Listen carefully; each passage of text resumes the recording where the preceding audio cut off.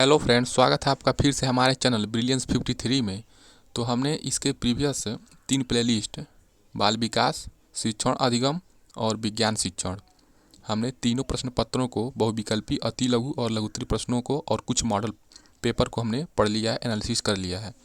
तो वहाँ से 3 पेपर का आप तैयारी कर सकते हैं। जाइए हमारे चैनल के प्लेलिस्ट में, वहाँ से आप लोग पढ़ लीजिए। और इस वीडियो के डिस्क्रिप्शन बॉक्स में टेलीग्राम का लिंक दिया है, वहाँ से टेलीग्राम से जुड़ के PDF आप प्राप्त कर सकते हैं। और व्हाट्सएप चैनल का भी लिंक है यहाँ पे। तो चलिए आज के इस चतुर्थ प्रश्न पत्र गणित में हम लोग बहुविकल्पी प्रश्न पढ़ते हैं और क्वेश्चन को सॉल्व करते हैं। तो चलिए जल्दी से इस वीडियो को लाइक, शेयर और सब्सक्राइब करना ना भूलिए। सब्सक्राइब करेंगे तभी आपके पास नोटिफिकेशन जाएगा कौन सा क्लास यहाँ पे चल रहा है। तो चलिए बिना किसी देरी के क्लास को स्टार्ट करते हैं, पढ़ते हैं। और फर्स्ट सेमेस्टर वाले जो भी स्टूडेंट हैं उन्हें आप ये वीडियो ज़रूर शेयर करें, और वीडियो पसंद आए तो कमेंट करिए और लाइक करिए। 3 के योज्य प्रतिलोम का गुणात्मक प्रतिलोम होगा। तो जैसा कि आपको पता है, योज्य प्रतिलोम एडिटिव इनवर्स जो होता है, तो मान लीजिए जो 3/4 है ये, तो 3/4 का योज्य प्रतिलोम यानी कि जोड़ने पे 3/4 में क्या जोड़ें कि 0 आ जाए। तो 3/4 में हम -3/4 जोड़ दें तो क्या हो जाएगा, 0 हो जाएगा। ठीक है, तो -3/4 क्या कहलाएगा, तो 3/4 का -3/4 योज्य प्रतिलोम, एडिटिव इनवर्स। तो हम पहले योज्य प्रतिलोम निकालिए। तो चलिए, -3/4 योज्य प्रतिलोम हो गया। अब कह रहा है का गुणात्मक प्रतिलोम यानी कि मल्टीप्लिकेटिव इनवर्स, मतलब इसमें क्या गुणा करें कि 0 आ जाए। तो हम क्या गुणा करें कि 0 आ जाए, तो -4/3 देखिए गुणा करेंगे तो 0 आ जाएगा। कैसे 0 आ जाएगा, 3 से 3 कट जाएगा, 4 से 4 कट जाएगा, तो क्या हो जाएगा, 0 आ जाएगा। इसका मतलब माइनस जो 3/4 का योज्य प्रतिलोम -3/4 हो गया। फिर से -3/4 का हम गुणात्मक प्रतिलोम निकालेंगे तो -4/3 आ जाएगा। तो देखिए ऑप्शन में -4/3 ब में दिया है, तो ये सही हो जाएगा। तो इस प्रकार हम लोग समझ गए। ठीक है, तो योज्य प्रतिलोम मतलब क्या जोड़ें कि 0 आ जाए। गुणात्मक प्रतिलोम मतलब किससे गुणा करें कि 0 आ जाए, बस सीधा सा फंडा है। दूसरा है, किसी संख्या के 60% में 32 जोड़ने पर जो संख्या प्राप्त होती है वह संख्या होगी। ठीक है, तो माना वह संख्या x है, तो x का यानी कि x गुणे 60%, ठीक है, में 32 जोड़ने पर क्या प्राप्त होगी। जब इसको सॉल्व अप करेंगे तो x की वैल्यू आएगी आपकी 80। ठीक है, तो x की वैल्यू 80 हो जाएगी।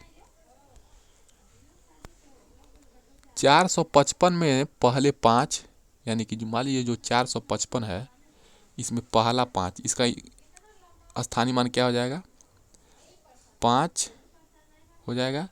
इकाई के दहाई, इकाई के अंक पे है तो 5 हो जाएगा, दहाई पे हो जाएगा तो 50, 4 पे है तो 400। ठीक, तो 455 में पहले 5 तथा दूसरे 5 के स्थानीय मान, तो दूसरे 5 का स्थानीय मान निकाल लेते हैं 50। ठीक, के अंतर यानी कि 50 और 5 के अंतर,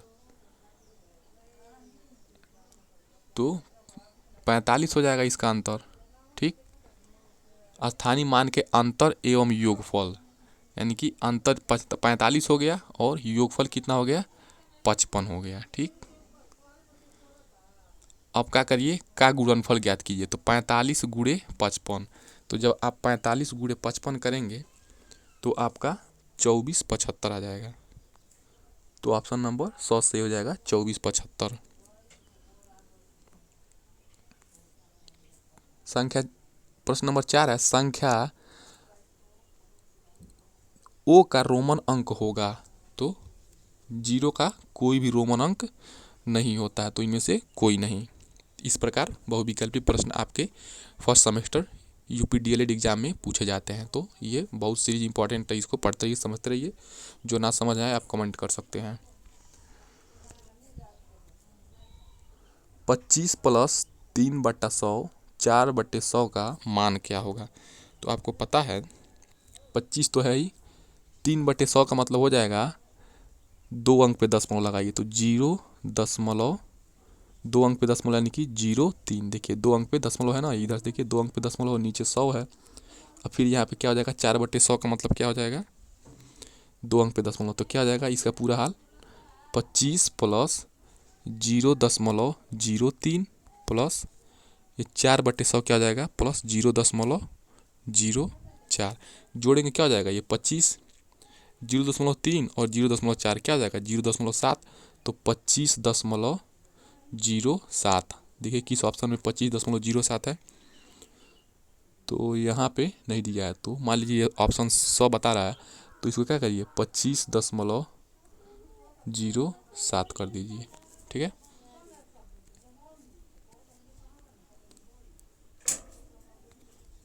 छठवां क्या है 0.6 गुणे 0.4 का मान है।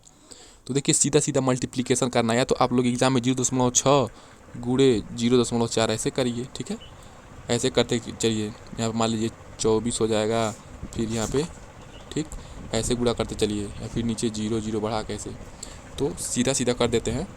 तो 24 हो जाएगा 0. ऐसे हो जाएगा 24। ठीक है, इतना आएगा।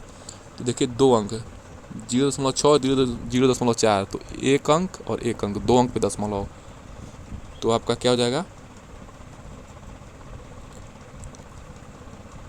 0.24, तो क्या हो जाएगा 0.24, तो 0.24 ये ऑप्शन नंबर 100 सही हो जाएगा।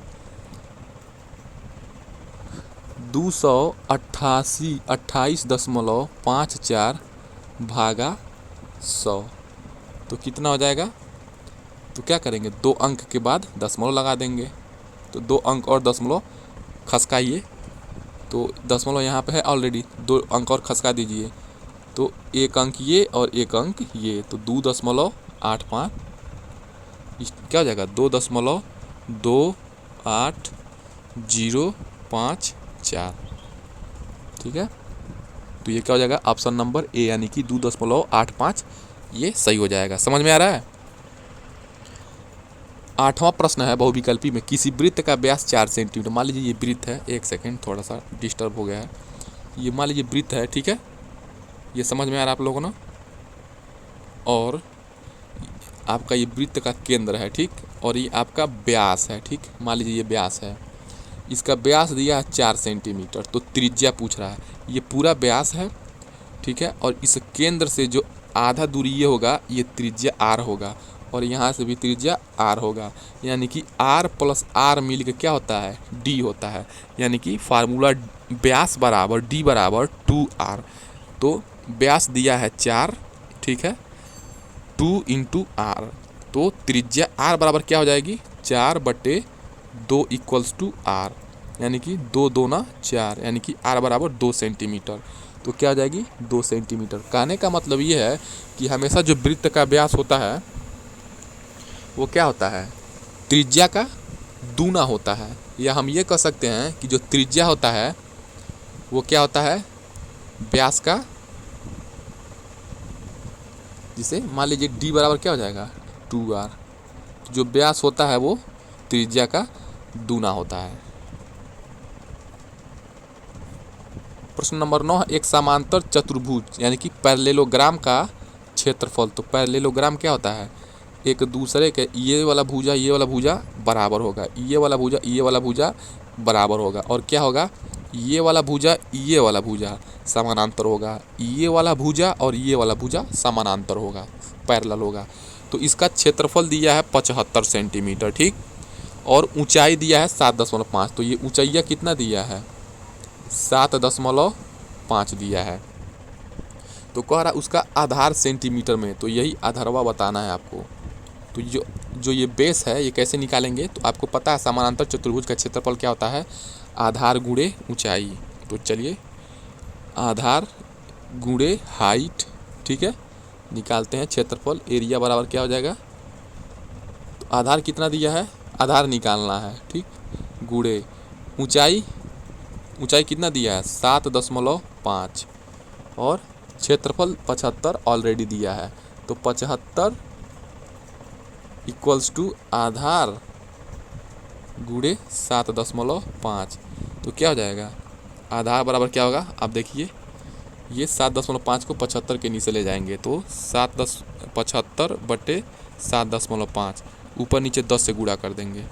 ठीक है, तो ऊपर क्या हो जाएगा 750, नीचे हो जाएगा 75, तो 10 आ जाएगा। इसका उत्तर क्या हो जाएगा, आप लोग पेन कॉपी लेकर बैठ जाइए, उससे सॉल्व करते रहिए, बस हम प्रोसेस बता दे रहे हैं। तो क्या हो जाएगा 10। ठीक है,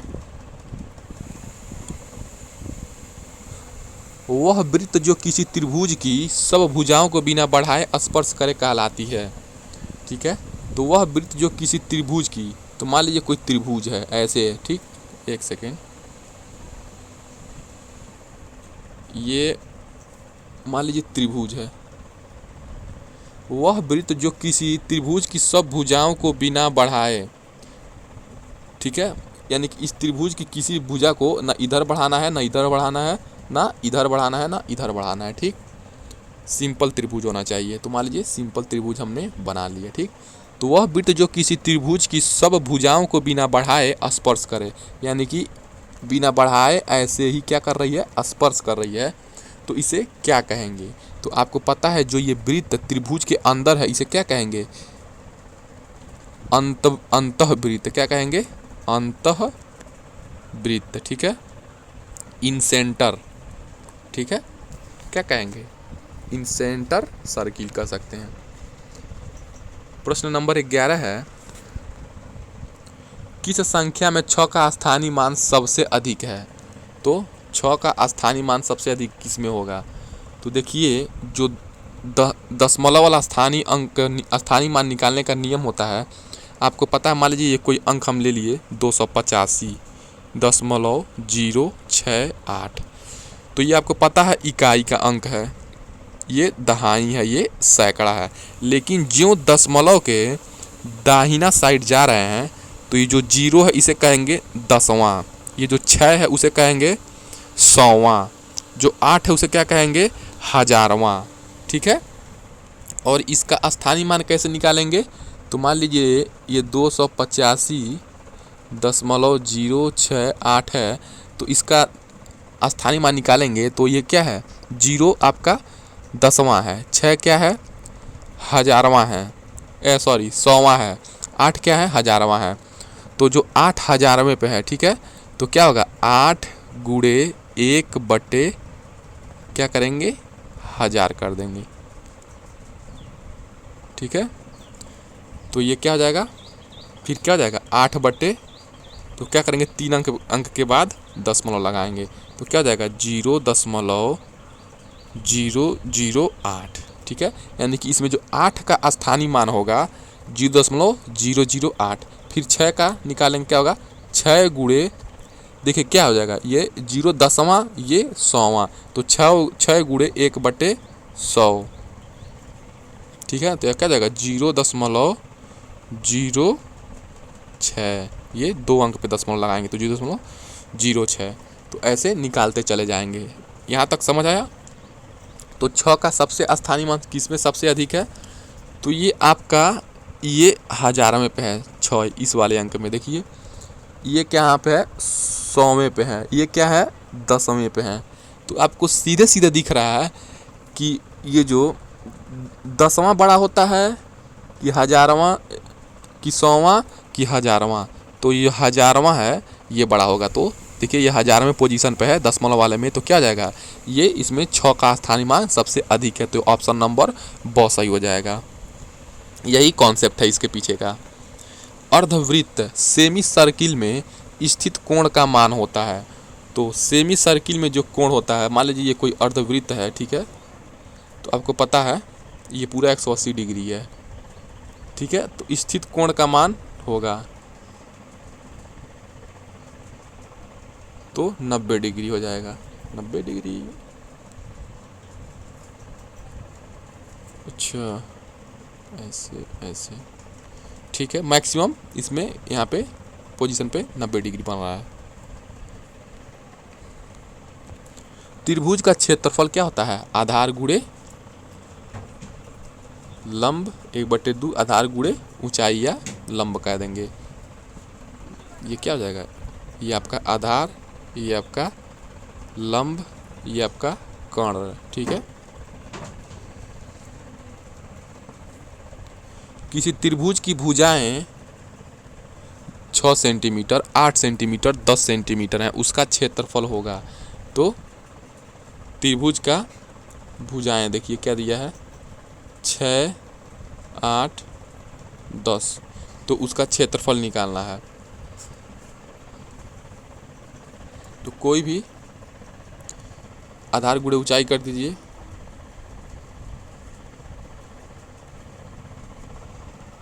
तो आपका क्या आ जाएगा, 24 वर्ग सेंटीमीटर आ जाएगा।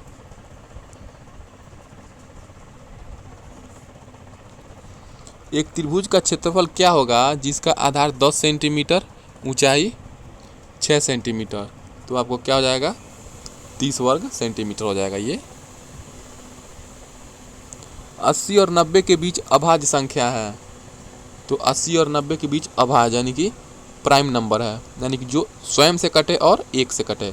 तो 80 के बीच में तो 81 आता है, 82 आता है, 83 आएगा, 84 आएगा, 85, 86, 87, 88, ठीक है, और 89। तो 81 क्या होगा, ये भी स्वयं से कटेगा और 1 से कटेगा।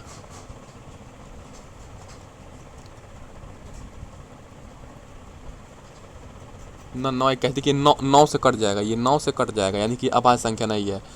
82 देखिए, ये 82 भी 2 से कट जा रहा है, 2 चौक 8, 2 कम 2 से कट जा रहा है, यानी कि जो स्वयं से कटे और 1 से कटे वही अभाज्य होता है। 83 क्या होगा, 1 से कटेगा और 83 से कटेगा, ठीक है, तो ये क्या होगा, अभाज्य संख्या है। 84 2 से भी कट जाएगा, 85 भी देखिए कट जाता है, 17 5, ठीक है। 86 ये देखिए 2 से कट जा रहा है, लेकिन 87 नहीं कटेगा। ओ 87 देखिए 87 किससे कटता है, ये भी 87 भी कट जाएगा, ठीक। 88 देखिए ये भी कट जाएगा, 2 से, 4 से भी कट जाएगा। 89 नहीं कटेगा, 89 किसी पहाड़ में नहीं आता है, देख लीजिए। तो आपका 89 नहीं, यानी कि 83 और 89 क्या है, अभाज्य संख्या है। तो 83 और 89 अभाज्य संख्या हो जाएगा। 15 रुपये कितने रुपए का 20% है, तो 15 रुपये कितने रुपए का, तो माना x रुपए का 20% है, तो माना 15 रुपये x रुपए का 20% है, मानते हम क्या है, x रुपए का 20% है 15 रुपया, तो क्या आ जाएगा, x गुणे 20/100, 0 0 कट जाएगा, यानी कि x/5 इक्वल्स टू 15, तो x बराबर 75 हो जाएगा। तो आपका 15 रुपये कितने रुपए का 20% है, तो 75 रुपये का आपका 20% हो जाएगा। प्रश्न नंबर 18 है, पिक्टोग्राफ प्रदर्शित करता है, तो पिक्टोग्राफ क्या प्रदर्शित करता है, स्तंभ, रेखीय, वृत्ति, नहीं ये नहीं, ये दूसरा हो जाएगा, तो क्या हो जाएगा, इनमें से कोई नहीं होगा। पिक्टोग्राफ चित्र वाला से रिलेटेड होता है, वो आपको हम एक सेपरेट वीडियो बना देंगे। पाई चित्र में प्रदर्शित कुल आंकड़े आधारित होते हैं, तो पाई चित्र में जो प्रदर्शित कुल आंकड़े होते हैं, मान लीजिए कोई पाई चार्ट है, यहाँ पे बहुत सारे डाटा दिए गए हैं, ठीक है, ऐसे, तो कुल आंकड़े आधारित होते हैं, किस पे आधारित होते हैं, तो पाई चार्ट देखिए पहले ही मैंने वृत्त बना दिया, तो 360 डिग्री पर क्या होंगे, ये आधारित होंगे। मान लीजिए यहाँ पे कोई डाटा दिया गया है, तो 10 किलो अनाज दिया गया है, यहाँ पे 20 किलो फल दिया गया है, ठीक है, ऐसे जो डाटा दिए रहते हैं उन्हें क्या कहेंगे, पाई चार्ट या 360 डिग्री पर रिलेटेड होते हैं। वह व्यंजक जिसमें केवल एक पद होता है कहलाता है, जब एक पद है तो एक पदी व्यंजक, इसमें कुछ सोचना ही नहीं है। प्रश्न नंबर 21 है, y में 5 जोड़ने पर z प्राप्त होता है, वह व्यंजक होगा, तो y में 5 जोड़ने पर, तो मान लीजिए y में जब हम 5 जोड़ने पर क्या मिल रहा है, z प्राप्त हो रहा है, तो क्या होगा, तो क्या जाएगा आपका z बराबर y प्लस 5। देखिए z बराबर y प्लस 5 है। ये तो बस ये इबारती प्रश्न को क्या करना है, मैथ का एक्सप्रेशन लिख देना है।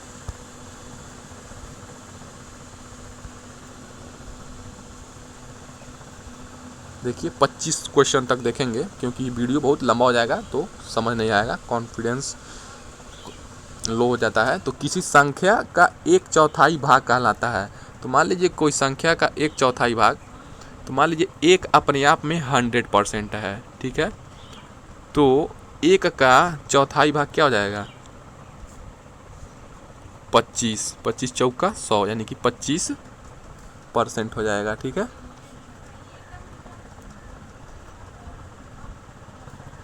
राहुल अपनी आय का 80% खर्च करके 120 रुपये बचाता है, तो उसकी मासिक आय होगी।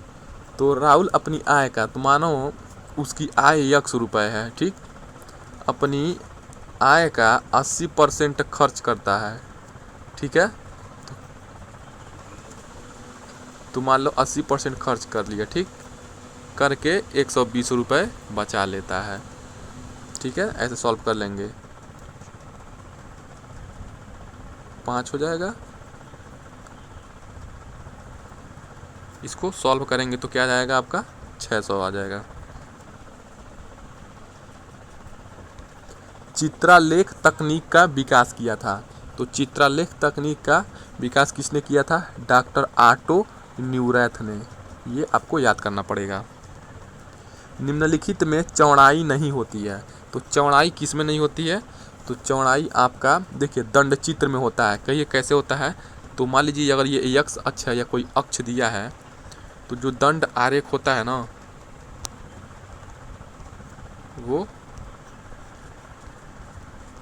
वो ऐसे ही होता है।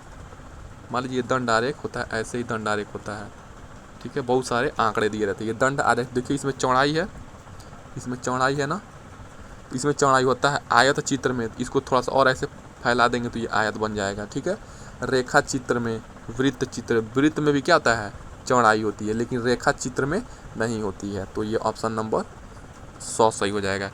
इस प्रकार हमने गणित में 25 प्रश्नों के बहुविकल्पी प्रश्नों को पढ़ लिया है। चलिए जल्दी से इस वीडियो को शेयर कर दीजिए और उन्हें इन्फॉर्म कर दीजिए।